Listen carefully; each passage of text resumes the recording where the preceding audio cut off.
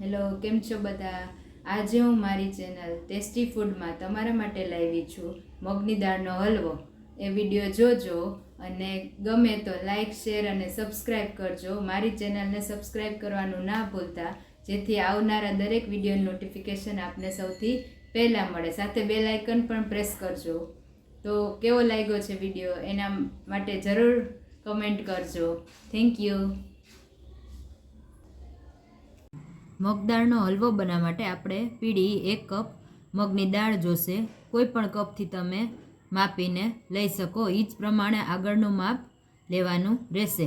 તો સૌથી પહેલાં 1 કપ છે એ મગની દાળ આપણે એ લઈ લેશી. આ એ જ દાળ છે જે પીળી દાળ જે આવે છે એ જ છે. હવે એને 2-3 વાર પાણીથી સરસ ધોઈ લેવાની છે. ધોઈ અને કોરી કરી લેવાની છે સરસ મજાની. હવે આપણી મગદાળ સરસ ધોવાઈ ગઈ છે 2-3 પાણીથી. હવે આને આપણે સરસ મજાની શેકી લેવાની છે, એટલે સરસ શેકાઈ જાય. હવે આપણે આ દાળ છે એને સરસ શેકી લેશી સ્લો ફ્લેમ પર.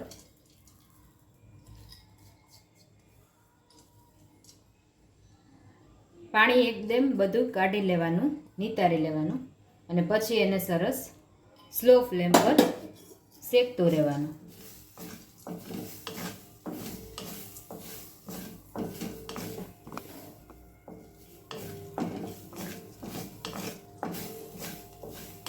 સરસ મજાની કલર ચેન્જ થાય એટલે ત્યાં સુધી સ્લો ફ્લેમ પર શેકતું રહેવાનું. હવે આ સરસ મગદાળ સરસ શેકાઈ ગઈ છે.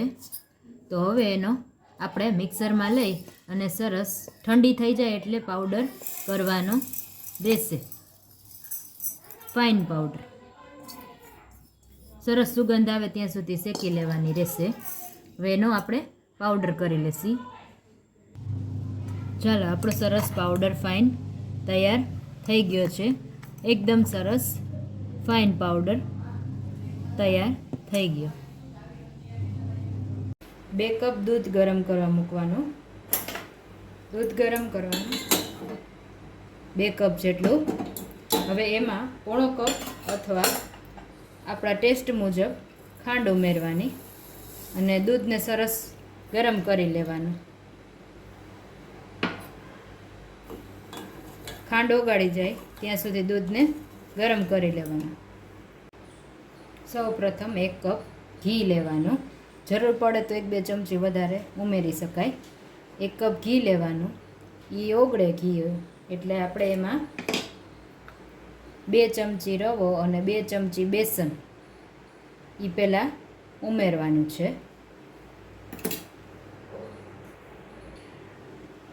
હવે એમાં 2 ચમચી રવો અને 2 ચમચી બેસન ઉમેરતું જવાનું ને એને સરસ શેકવાનું રહેશે.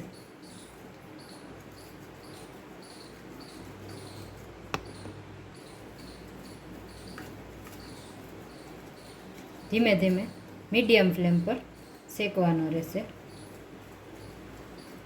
સેજ કલર ચેન્જ થાય ને એટલે આપણે એમાં મગની દાળનો જે આપણે શેકેલી મગનો દાળનો પાવડર છે એ ઉમેરવાનો રહેશે.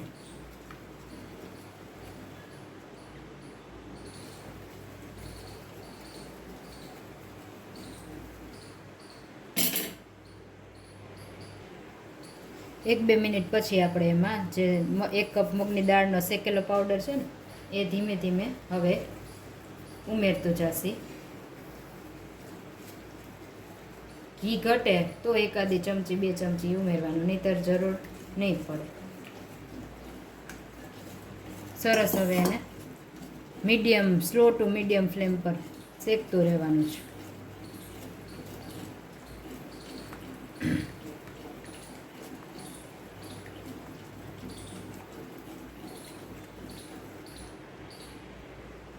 શેકવામાં થોડા કાજુ, બદામ અને કિસમિસ પણ ઉમેરી દેશી, સાથે શેકાઈ જાય. અલગથી આપણે શેકવાની.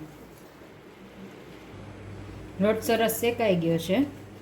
સરસ સુગંધ આવે લોટમાં શેકાવાની.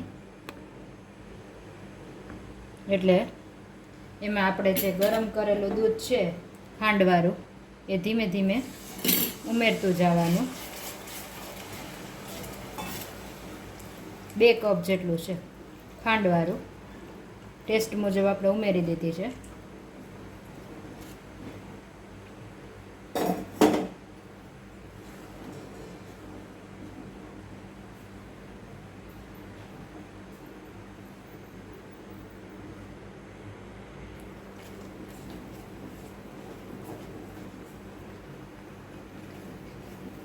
સરસ આપણો હલવો ટેસ્ટી રેડી થઈ ગયો છે.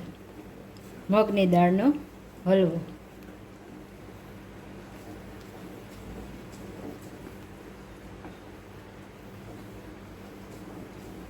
છેલ્લે એમાં એલચી પાવડર ઉમેરી દેવાનો, અડધી ચમચી જેટલો.